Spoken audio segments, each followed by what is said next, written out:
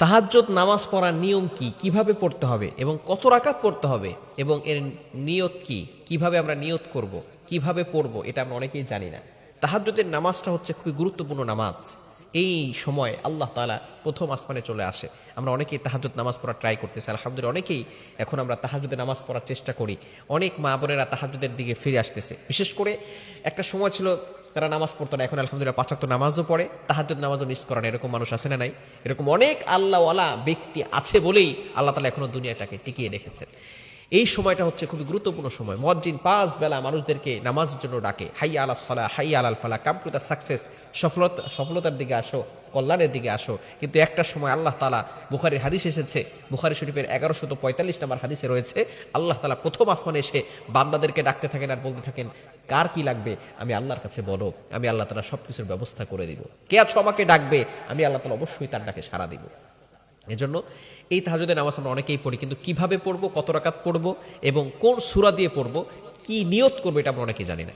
সর্বপ্রথম জানতে হবে তাহাজ্জুদ নামাজ এটা কি ফরজ, এটা কি সুন্নত, এটা কি ওয়াজিব না নফল। বিশেষ করে রাসূলুল্লাহ সাল্লাল্লাহু আলাইহি ওয়াসাল্লাম তাহাজ্জুদের নামাজ কখনো মিস করেন নাই, তিনি তাহাজ্জুদের নামাজ সব সময়ই পড়তেন। এজন্য এটাকে আমরা সুন্নত বলতে পারি।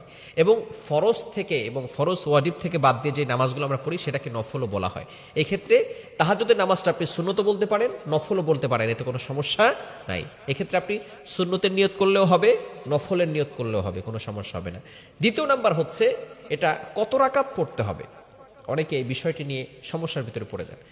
নবীজি সাল্লাল্লাহু আলাইহি ওয়াসাল্লাম তাহাজ্জুদের নামাজ 2 রাকাত করে পড়তেন। কত রাকাত করে? 2 রাকাত করে, 4 রাকাত, 6 রাকাত, 8 রাকাত, 10 রাকাত, 12 রাকাত, আপনি যা পারেন পড়তে পারেন।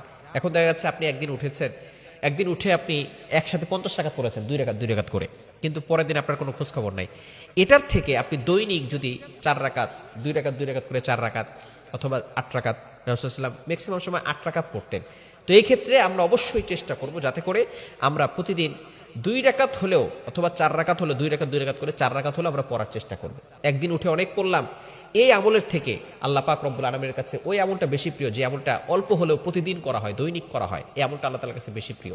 এজন্য আমরা দৈনিক আমরা উঠে যখনই উঠে আমরা অবশ্যই 2 রাকাত করে 4 রাকাত পড়তে পারেন, 6 রাকাত পড়তে পারেন, 8 রাকাত পড়তে পারেন, এতে কোনো সমস্যা নাই।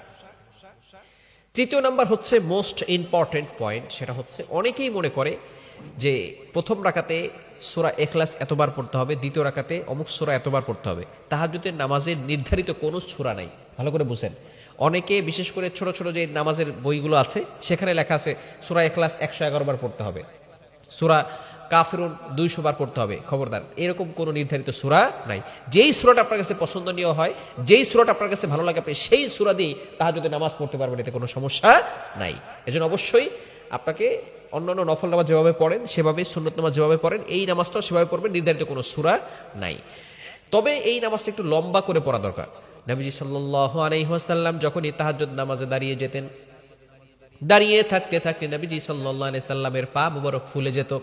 শুধু তাই নয়, আমার নবী রুকুতেও দেরি করতেন, সেখানে আমরাও দেরি করতে পারি, রুকুতেও দেরি করব, লম্বা কেরাত পড়বো। লম্বা কেরাত যদি নাও পড়তে পারি তাহলে সূরা ফিল থেকে শুরু করে ছোট ছোট সূরাগুলো আপনি কয়েকটা পড়তে পারেন। সূরা প্রথম রাকাতে সূরা ফিল, সূরা কুরাইশ, সূরা মাউন, সূরা কাউসার, সূরা কাফিরুন, 5টা সূরা একসাথে পড়তে পারেন, কোনো সমস্যা নাই।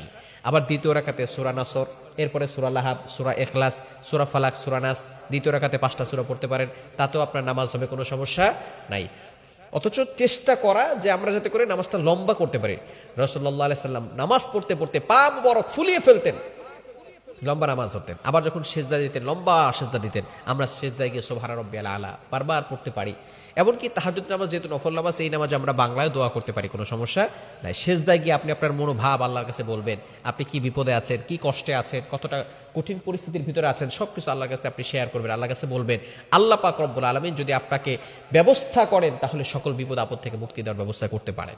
এজন্য অবশ্যই আমরা ওই সময় লম্বা সেজদা দিব, লম্বা রুকু দিব এবং নামাজটাকে একটু লম্বা করার চেষ্টা করব, এটা হলো সুন্নাহ। রাসূলুল্লাহ সাল্লাল্লাহু আলাইহি ওয়াসাল্লাম নামাজ পড়তে পড়তে পা মুবারক ফুলিয়ে ফেলতেন, এমন ভাবে তিনি নামাজ পড়তেন। আর বর্তমানে কিছু বাটপার আছে, তারা বলে যে নামাজ পড়ার কোনো দরকার নাই, নামাজ না পড়লেই হবে, শুধুমাত্র জিকির করলে জান্নাতে যাওয়া যাবে। নাউজুবিল্লাহ বলতে পারলেন না? যেই নবীর আগে পরে পিছনে কোনো গুনাহ ছিল না, সেই নবী যদি নামাজ পড়তে পড়তে পা মুবারক ফুলিয়ে ফেলতে পারেন, তাহলে আমরা এখন যারা বলে নামাজ পড়ার কোনো দরকার নাই, এরা ভণ্ড ছাড়া আর কিছুই না, ঠিক কিনা? এজন্য অবশ্যই আমরা একটু লম্বা করে নামাজ পড়ার চেষ্টা করব এবং 2 রাকাত করে পড়বো, রাতের শেষ অংশে পড়ার চেষ্টা করব। আল্লাহ তাআলা আমাদের সকলকে এই বিষয়টি বুঝার তৌফিক দান করেন।